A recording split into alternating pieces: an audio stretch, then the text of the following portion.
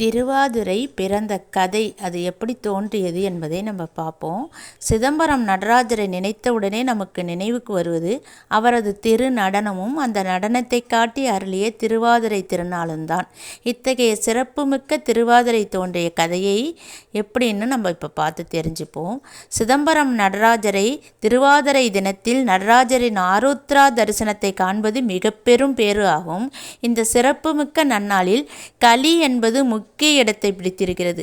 திருவாதிரை களி ஒருவாயாது சாப்பிடு அப்படிங்கிறது சொல் வழக்கு.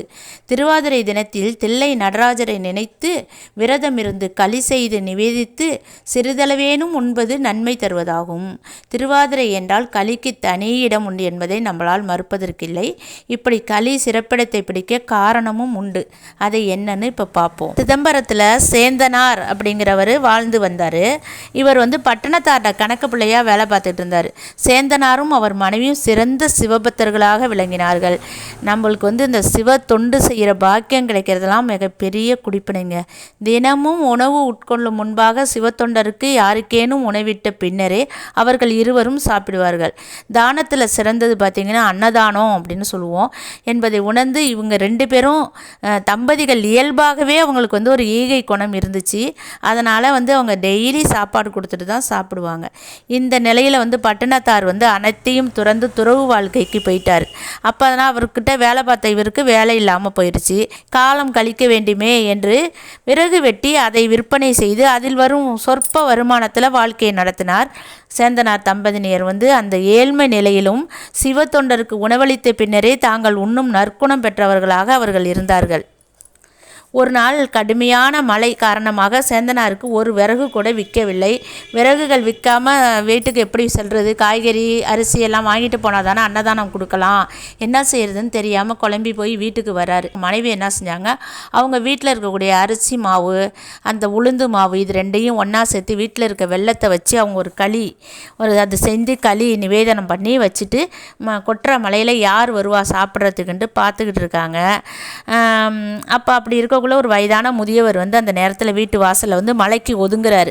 ஒதுங்கினவர் கேட்குறாரு, அப்பா எனக்கு ரொம்ப பசிக்குதுப்பா, ஏதாச்சும் சாப்பிட இருந்தால் கூட அப்படின்னு கேட்கக்குள்ள இவர் ஆகா அப்படி கேட்குறாரே, நம்ம வீட்டில் இருக்கதோ இன்றைக்கி களி தானே கிண்டி வச்சுருக்கோம், அது இந்த சிவனடியாருக்கு பிடிக்குமோ என்னமோ தெரியலையே அப்படின்னு ஒரே கவலை அவருக்கு.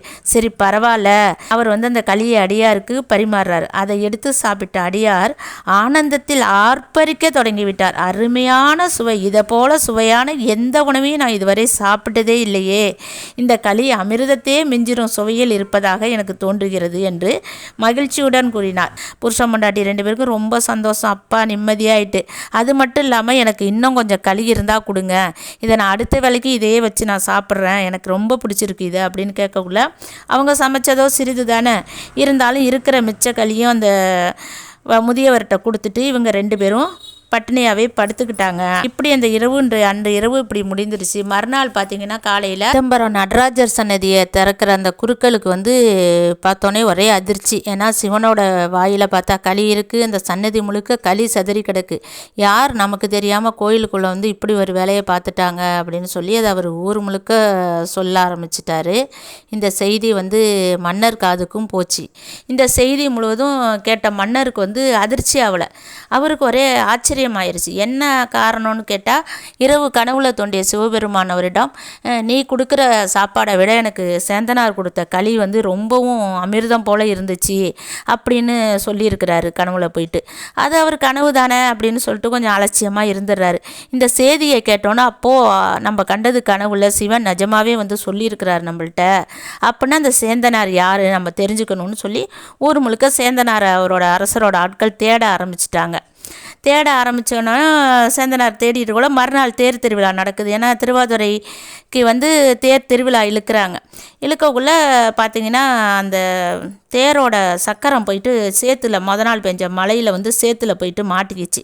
அதை அவங்களால எடுக்க முடியல. இதனடா அபசகுணமாக இருக்கே அப்படின்னு மன்னர் மக்கள்லாம் வருத்தப்படுறாங்க. இறைவன் நடத்துகிற விளையாட்டுன்னு அது யாருக்கும் தெரியாது இல்லையா. ஒரு அசரீரி ஒலிக்குது. ஒலிச்சா என்ன சொல்கிறாருன்னா, சேந்தனார் நீ பல்லாண்டு பாடு பாடு அப்படின்னு ஒரு அசரீரி கேட்குது.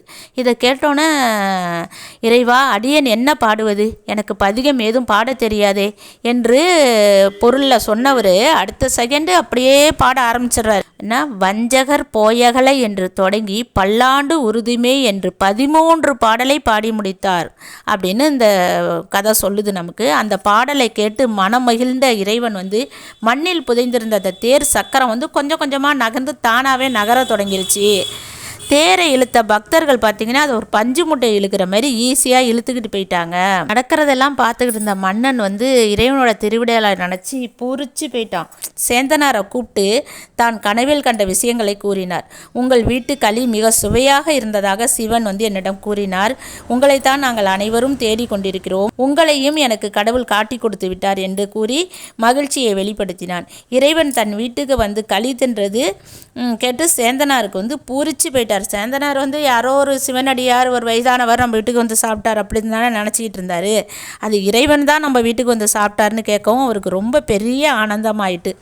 அப்படி அவர் அந்த களி சாப்பிட்ட தினமே திருவாதிரை. அந்த நாளை தான் நம்ம அன்று முதல் மக்கள் களி படைக்க ஆரம்பிச்சிட்டாங்க. அன்றைய தினத்தில் இவ்வாறு களி செய்து படைத்து திருவம்பாவை, பள்ளி எழுச்சி முதலிய பாடல்களை நம்ம பாடுறப்போ எந்த நோயும் நம்மளை அண்டாது, இன்பமான வாழ்வு கிடைக்கும். தில்லை அம்பலத்தான் நடராஜர் 10 பாடல் முதலியன அவருக்கு மிகவும் விசேஷம். இந்த நடராஜர் 10 பாடலையும் இன்றைய தினம் நான் போடுறேன். கண்டிப்பாக அதை கேளுங்க. உங்கள் மனசே கண்டிப்பாக உருகும். இறைவனோட அருள் பரிபூரணமாக உங்கள் குடும்பத்துக்கு கிடைக்கும். நன்றி. நான் உங்கள் சக்தி உமா.